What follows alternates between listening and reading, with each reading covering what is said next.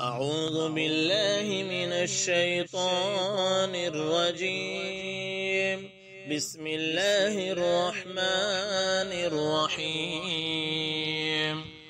والفجر وليال عشر والشفع والوتر والليل إذا يسر هل في ذلك قسم لذي حجر ألم تر كيف فعل ربك بعاد إرم ذات الإماد التي لم يخلق مثلها في البلاد وثمود الذين جابوا الصخر بالواد وفرعون ذي الأوتاد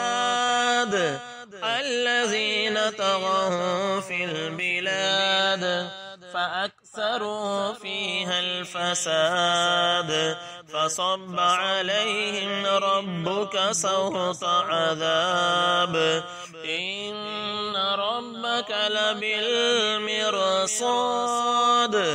فأما الإنسان إذا ما ابتلاه ربه فأكرمه ونعمه فيقول ربي أكرمن وأما إذا ما ابتلاه فقدر عليه رزقه فيقول ربي أهانن كلا بل لا تكرمون اليتيم ولا تحاضون على طعام المسكين وتأكلون التراث أكلا لما وتحبون المال حبا جما كلا إذا دكت الأرض دكا دكا وجاء ربك والملك صفا صفا وجيء يومئذ بجهنم يومئذ يتذكر الإنسان وأنى له الذكرى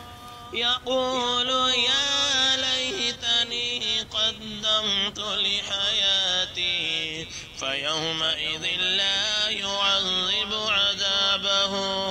أحد ولا يوثق وثاقه